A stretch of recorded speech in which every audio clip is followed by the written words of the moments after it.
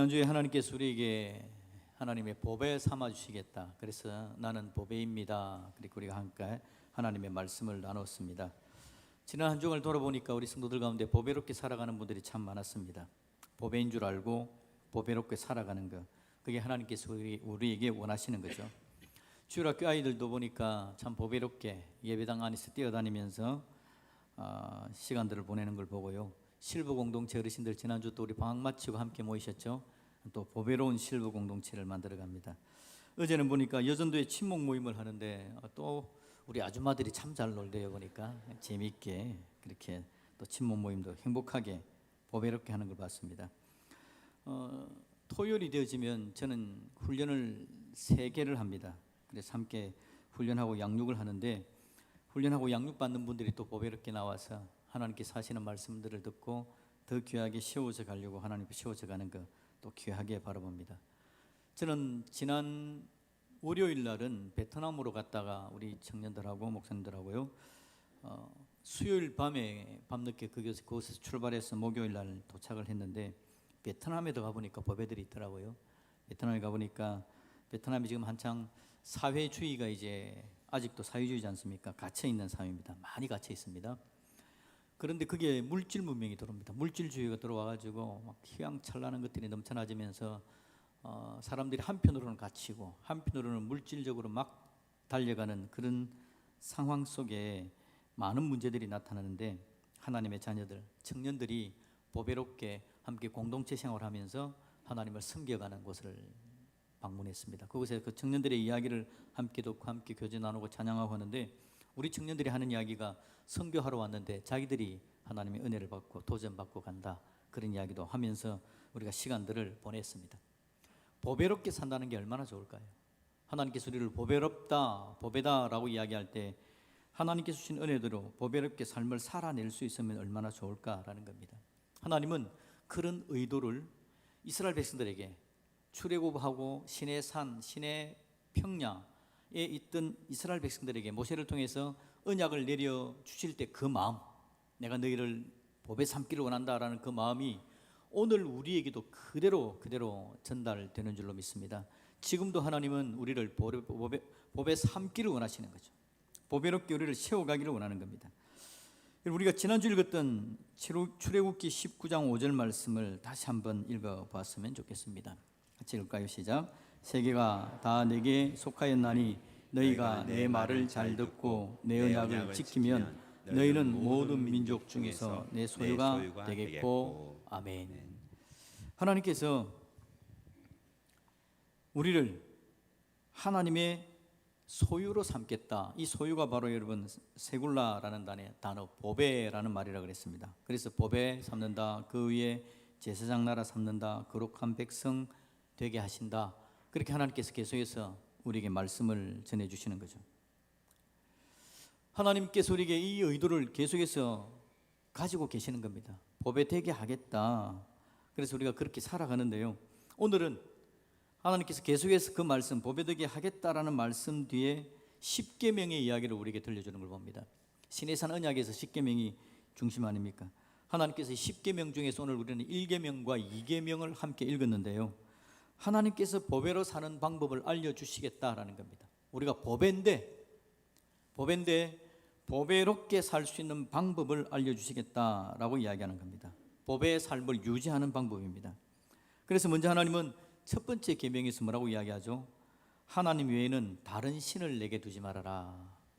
나 외에는 다른 신을 너에게 두지 말아라 라고 이야기를 해주고 있습니다. 이 말은 무슨 말이냐니까, 하나님께서 보배로 살아가는 삶의 가장 첫 걸음은 예배의 대상을 오직 하나님만으로 예배의 대상을 삼으라 라고 그렇게 이야기를 하는 겁니다. 이스라엘 백성들의 여러분, 오늘 본문 출애굽기 19장 20장의 본문에서 출애굽한 지가 몇 개월이 지났다 그랬죠? 3개월. 3개월 전만 해도 그들이 어디 있었죠? 애굽 땅에서 바로의 통치 아래 있었던 겁니다. 강제 노역을 당하고 있었습니다. 수많은 애굽의 신들을 접했습니다. 수많은 신들을, 우상을 숭배하는 애굽 문화 속에 깊이 파묻혀 있었습니다. 400년 동안이라 바로를 신으로 섬겼고 나일강 강물을 신으로 섬기는 그 애굽 사람들과 함께 살았습니다. 특히 애굽은 태양을 섬기잖아요. 태양신. 태양을 비롯한 수많은 우상들이 이스라엘 백성들하고 가까이 있었습니다. 그걸 섬기는 이집트 사람들과 함께 살았기 때문에 그랬죠. 이스라엘 백성들이 하나님을 제대로 몰랐을 때입니다. 파라오에게 강제 노역을 당하면서 파라오가 태양신의 정말 아들인 줄 알았습니다. 수많은 애굽의 우상들이 인간의 생사 화복을 주장하는 줄 알았습니다. 우상들이 그 모든 것들을 지배하는 줄 알았다는 겁니다. 그런데 하나님은 이스라엘 백성들을 그곳에서 건져내신 거죠. 우리가 여러분 출애굽이라고 이야기하면 노예 상태의 구출이라고 생각합니다. 노예 상태의 구출이죠. 맞습니다. 노예 상태에서 구출인데, 또 하나는 그들이 영적으로 우상에 매여 있고 애굽의 문화에 깊이 파묻혀 있고 하나님을 알지 못하고 하나님께 예배하지도 못하는 그들을 하나님께서 구해내신 겁니다. 하나님의 구원은 노예 상태에서 뿐만 아니라 그들을 영적으로도 하나님 앞에서 보배로운 인생으로 만들어내기 위해서 그렇지 못한 장소에서 구출해낸 사건이 바로 출애굽 사건이다라는 겁니다. 그러니 여러분, 하나님께서 지금 이스라엘 백성들에게 뭘 이야기해 주고 싶을까요? 내가 너희들을 보배 삼는 하나님이다라는 걸 하나님께서 말씀해 주는데, 여러분 이스라엘 백성들의 머릿속에는 우상을 섬겼던 기억이 남아있기 때문에 하나님 그러면 또 다른 우상으로 생각할 가능성이 굉장히 많지 않겠습니까? 수많은 우상, 수많은 신들을 그들이 보아왔던 겁니다. 그들은 신에 대해서, 우상에 대해서 어떤 개념을 가지고 있죠? 우상은 그렇습니다. 이집트 사람들 중에서요, 태양신을 인격적으로 섬기고 태양신이 나를 보듬어 주고 그런 개념 없습니다. 그냥 잘 살았으면 좋겠고 잘 되었으면 좋겠고, 한편으로 그냥 금 나와라 뚝딱 하면 금을 주고 건강 좀 지켜주기를 원하고 대충 내가 원하는 거, 내 소망을 들어주는 신, 그 정도로 신들을 생각했단 말이죠. 근데 하나님은 어떤 하나님이십니까? 하나님 지금 이스라엘 백성에게 단지 그냥 필요한 것 몇 가지만 던져주는 신이 아니라 그들을 보배로 삼고 그들을 복되게 만들며 그들을 창조하여서 영원까지 인도해 가실 하나님의 계획에 대해서 이야기를 하는 겁니다. 하나님이 이스라엘 백성들과 삶에 들어와서 그들과 동행하고 그들의 삶의 전반에 함께 하시면서 그들을 복되고 건강하고 아름다운 하나님의 사람으로 만들어 가기를 원하는 것, 그게 하나님의 마음이다라는 거죠. 그런데 이스라엘 백성들의 시각은 뭐라고요? 애굽 땅에서 봐왔던 신들 중에 하나, 우상들 중에 하나, 그 하나로 하나님을 생각하게 되는 것. 하나님은 그래서 가장 먼저 그들에게 이야기해 주고 싶었던 게 뭐냐니까, 하나님이 누군지를 알려주고 이스라엘 백성들과 하나님이 무슨 관계인지에 대해서 정확하게 알려주고 싶은 것, 그게 바로 하나님의 마음이죠. 그래서 하나님께서 그들에게 보배 삼아 주겠다라고 이야기하시면서 첫 번째 계명을 던져주시는데, 나 외에는 다른 신을 섬기면 안 되는 거야. 다른 신들은 우상들인데 여러 잡다한 신들을 섬겼던 너희들이 이제는 예배의 대상, 함께 살고 함께 은혜를 나눌 대상은 나밖에 없다는 걸 너희들이 알아야 되는 거야 라고 말씀하시는 것이 첫 번째 계명의 내용이었다라는 겁니다. 여러분, 우리 하나님은 이스라엘 백성들과 제대로 된 관계가 만들어지기를 원합니다. 여러분, 종교가 뭔지, 예배가 뭔지 다른 데 가서 다른 개념을 이야기할지 모르지만 성경에서 예배는요, 우리를 사랑하신 하나님께, 우리가 하나님께로 나아가 하나님과 우리가 사랑의 관계를 맺고 그 사랑을 나누는 게 바로 예배라는 겁니다. 예배에서 하나님께서 나를 사랑하시는 것을 우리가 느낍니다. 예배함으로 내가 하나님만 의지합니다, 하나님이 나의 하나님이십니다라는 걸 고백하며 하나님께로 나아가는 겁니다. 그래서 예배의 대상은 여러분 하나님만이어야 된다라는 걸 꼭 기억해야 합니다. 그래야만 우리가 하나님께서 우리를 보배롭게 하는 그 은혜를, 그 능력을 경험할 수 있게 되는 거죠.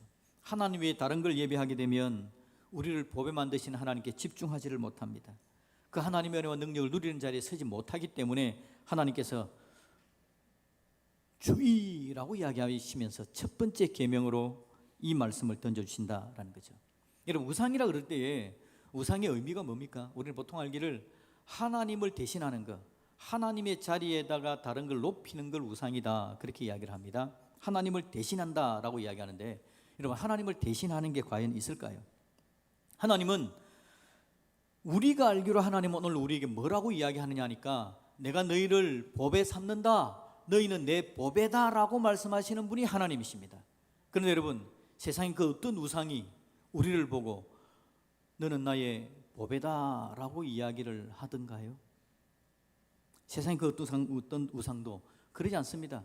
하나님을 대신한다라는 말을 할 때 여러분, 대신한다는 말은 뭐냐니까 인간의 오염된 욕망을 이루어줄 존재, 내 욕심을 이루어줄 존재, 그 욕심이라는 게 여러분 선한 욕심이 아니라 욕망적인 것을 이루어주는 존재를 우상이라고 보통 그렇게 이야기합니다. 이스라엘 백성들이 여러분 애굽 땅에 있을 때에 뭘 했다고요? 괜찮은 직업을 가졌던 거 아니지 않습니까? 노예였다고요. 종살이 했습니다. 삶이 피곤하고 힘들고 어렵죠. 인생 가운데 절망으로 가득 차기 때문에 그들 속에 갈망이 있습니다. 좀 잘 살았으면, 좀 많이 가졌으면, 그 욕망을 채우고자 하는 그들의 마음이 있었던 거죠. 대부분의 사람들이 그렇습니다. 애굽 사람들조차도 그렇습니다. 그들 안에서 서로 비교하면서 자기들의 욕망과 갈망을 채우는 대상을 찾는데 그 대상이 태양신이고 그 대상이 또 다른 신들이고 우상들을 그렇게 찾아갔다라는 거죠. 이스라엘 백성들 역시 마음이 그렇습니다. 노예로 살지 않았으면 좋겠다. 애굽 백성들과 비교하면서 저들은 자유민인데 우리는 왜 노예인가? 노예로 살지 않았으면 좋겠다. 우리도 좀 힘이 있었으면 좋겠고 권력이 있었으면 좋겠고 부자였으면 좋겠다라는 생각을 가지는 겁니다.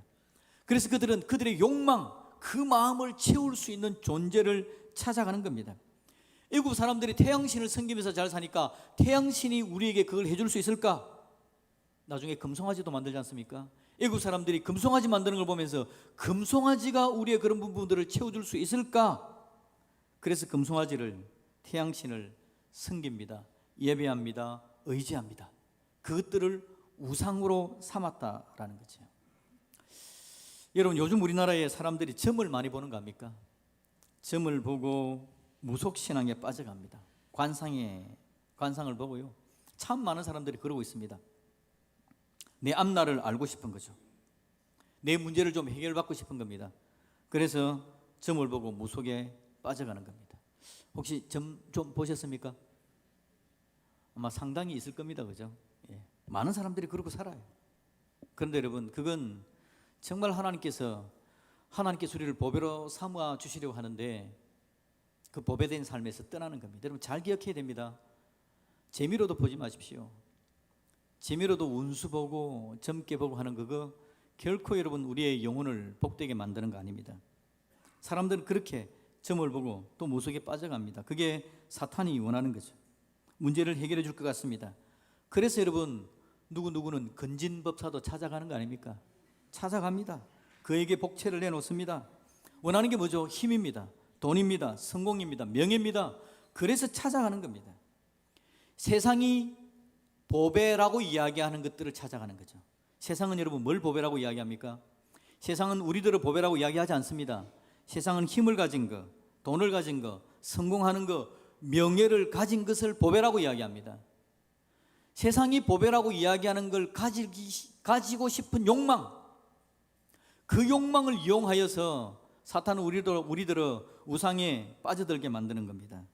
가만히 생각해 보면 다른 게 우상이 아니라 세상을 힘을 원하는 그 힘이 우상이고 돈이 우상이고 성공이 우상이고 명예가 우상인 것을 알게 되는 거죠. 사실은 그렇지 않습니다. 힘, 돈, 성공, 명예는 가치 중립적입니다. 잘 쓰면 좋은 겁니다. 그런데 사람들이 그걸 원하고 바래서 그걸 누리기 위해서 자기 자신을 올인하고 달려가는 겁니다. 그걸 예배하는 거죠. 그걸 바라고 소망하고 갈망하고 가는 겁니다. 그러자 그것들이 우상이 되는 겁니다. 우상은 사람의 욕망과 여러분 관련되어져 있습니다. 그래서 이스라엘이 금송아지를 따라갑니다. 금송아지를 따르고 금송아지를 예배하고 금송아지를 의지합니다. 그럼 어떤 일이 생깁니까? 하나님께서 그들을 그런 장소에서 끄집어내셨다고요. 그들을 구출해내셨다고요.